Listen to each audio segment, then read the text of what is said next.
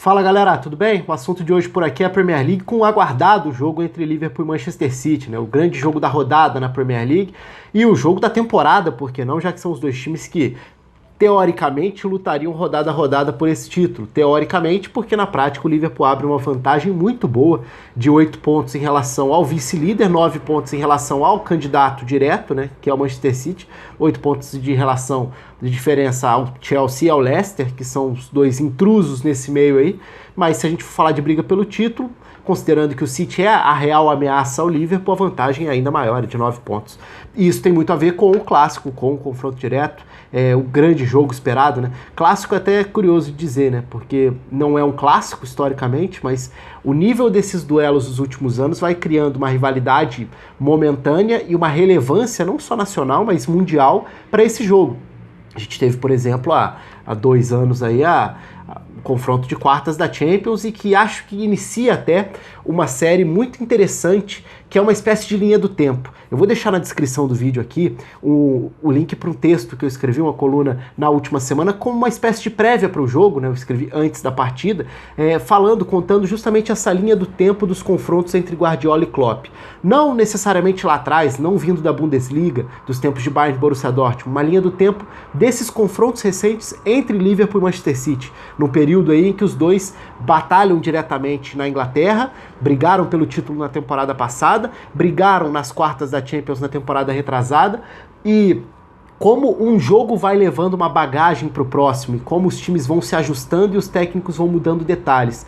Esse foi mais um jogo que teve mudanças nesse sentido, até porque os times se transformam nesse sentido. Como até eu escrevi na coluna lá, esse é um Liverpool de características diferentes do que o City entrou para jogar no Anfield há um ano, mais ou menos, e naquela ocasião tinha tido uma postura um pouco mais pragmática para tentar controlar o ritmo do jogo em uma outra faixa de campo, com uma estratégia específica para evitar os danos que a Champions tinha gerado no confronto direto. Dessa vez era um Liverpool com outro tipo de arma, já com outro perfil, porque os times vão se modificando, isso é tudo muito dinâmico, né? Os times são organismos vivos aí dentro da temporada e eles vão sofrendo modificações, vão mudando características, tem fases melhores, piores, tem armas novas que surgem, outras que deixam de ser usadas. Isso é muito interessante num duelo em que a expectativa é sempre muito grande. Convido você a se inscrever aqui no canal também, então só clicar aqui embaixo, se inscreva, curta, comente, participe aí, divulgue e, claro, ative o sininho também para você ficar sabendo quando tiver vídeo novo por aqui.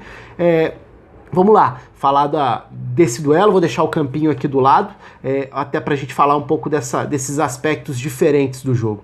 O curioso é que, apesar do placar sugerir, o Liverpool atropelou, o Liverpool venceu com facilidade, eu não acho que tenha sido essa superioridade gritante, não, dentro do duelo. Acho até que foi um jogo equilibrado e que teve a construção do placar anterior a uma superioridade no jogo, porque o gol sai muito cedo, a vantagem do Liverpool surge muito cedo, antes mesmo do Liverpool ser realmente superior no jogo.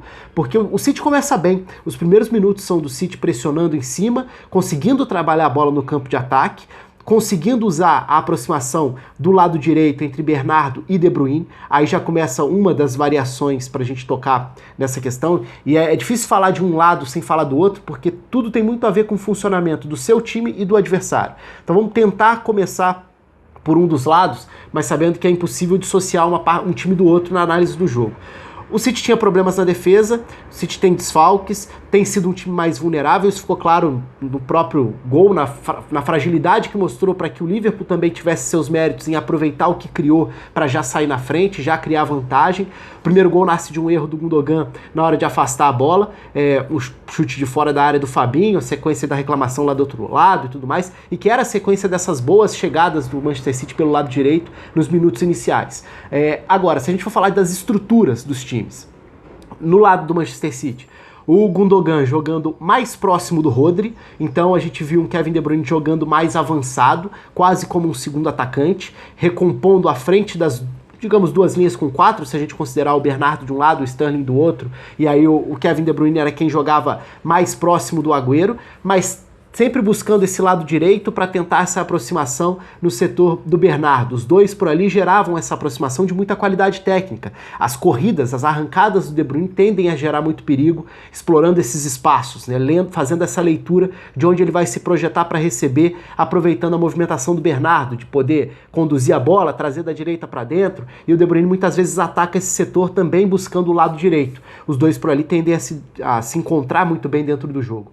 No lado do Liverpool, a mudança foi não na questão tática específica, porque o Liverpool partiu também do seu 4-3-3 original, tradicional. O que funcionou de uma forma um pouco diferente é que o Henderson buscou mais o lado do campo. O Henderson atacou mais a meia-direita e esse foi um fator importante para o Liverpool gerar vantagem por ali. Porque o Alexander-Arnold não necessariamente se projetou tanto quanto em outros jogos, mesmo assim foi um fator.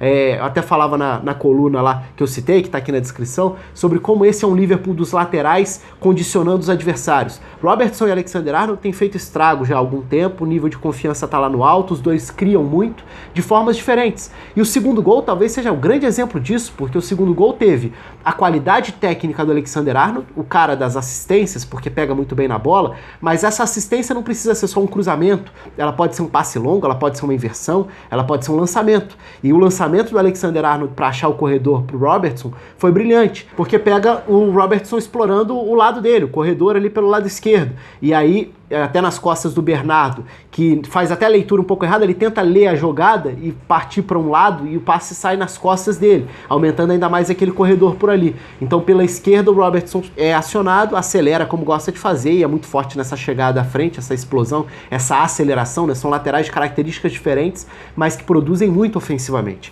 E a partir dali, de um lateral para o outro, sai o segundo gol e o Liverpool ganhava um conforto considerável dentro do placar para administrar um jogo, mesmo que até então não tivesse produzido o suficiente para ser tão superior assim, mas teve méritos para isso. Então a gente viu um Henderson explorando o corredor direito de formas diferentes. Se o Alexander-Arnold não se projetava tanto quanto em outros jogos, ele lançava muitas vezes o Henderson se projetando para receber na meia direita.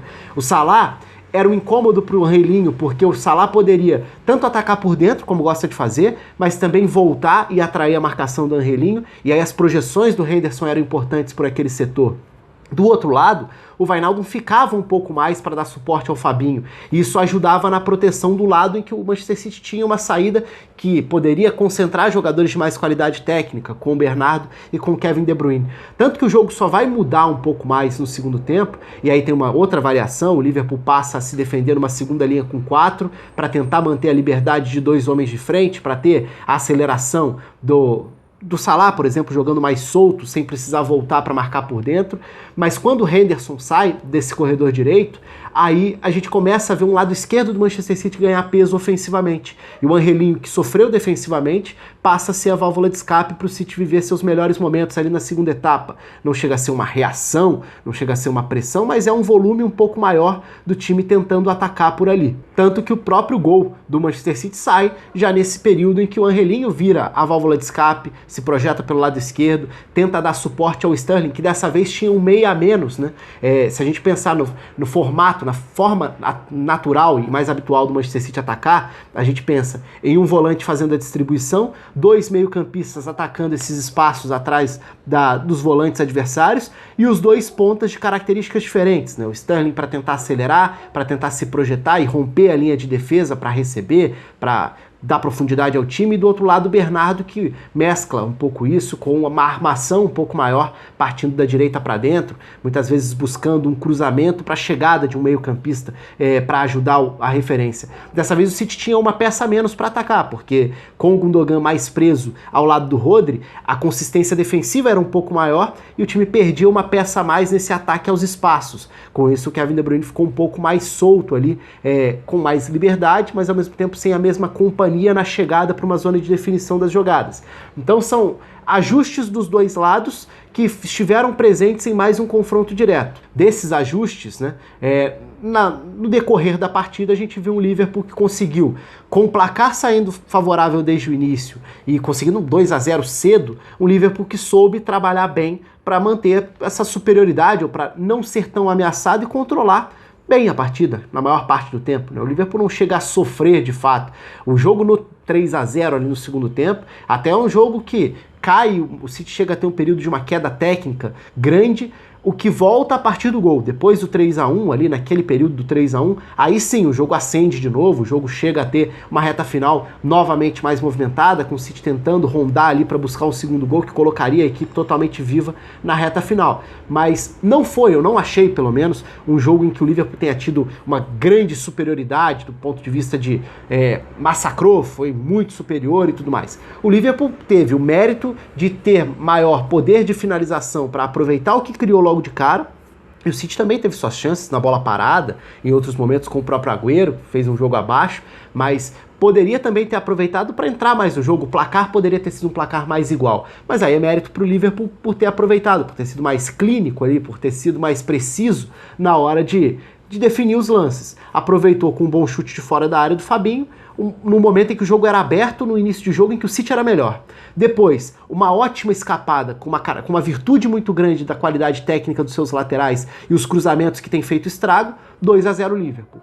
Jogo totalmente condicionado pelo placar. No segundo tempo, 3-0 praticamente mata, o 3-1 acende um pouco, mas nada que tirasse a vitória e a vantagem que o Liverpool consegue, que é muito considerável na tabela nessa altura do campeonato, né? Então é uma vantagem considerável de um Liverpool que agora tem 9 pontos de vantagem em relação ao seu maior rival. A pergunta que fica é: acabou o campeonato? Eu não gosto muito disso, só para deixar claro, né? Eu acho que existe uma ânsia muito grande por decretar fim de campeonato, por achar que já acabou e tudo mais. Acho que não é muito por aí.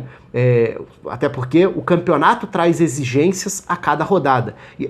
E as exigências muitas vezes, quase sempre, vão muito além do que a tabela vai mostrar na classificação. A exigência está nos 90 minutos dentro de campo. Então eu não gosto muito de embarcar nessa questão de já acabou e tudo mais. Agora, que a vantagem deixa um conforto maior do que o esperado para esse momento da temporada, isso sem dúvidas. Vamos ver como os times vão lidar com essa situação, mas deixo o convite aí para vocês participarem e deixarem a opinião de vocês aqui no canal também.